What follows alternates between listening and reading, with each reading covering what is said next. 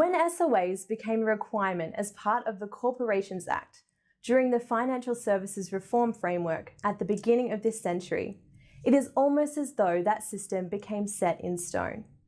We have been stuck in the old world of text documents, linear in nature, a combination of text paragraphs and graphs since FSR. Meanwhile, technology has evolved in leaps and bounds, yet SOAs have seen only small technical improvements. SOAs are still printed on paper, a technology invented in China in 100 BC. The Statement of Advice documents were developed at the licensee level by a combination of compliance experts, including legal teams, overlaying their interpretation on the laws and regulatory guidelines. Historically, SOAs were full of industry jargon and were lengthy documents full of disclaimers, focused on protecting advisors and licensees from consumers. But little has changed.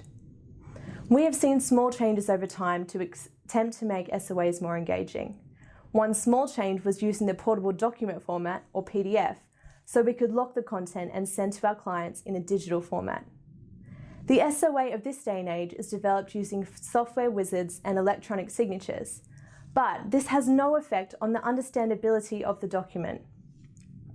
We have seen ASIC produce example SOAs to try and get the industry to focus on clearer and more concise delivery of information, and to focus on the effectiveness of consumer understanding of the information, prioritizing this over disclosures and disclaimers designed to protect the providing entities.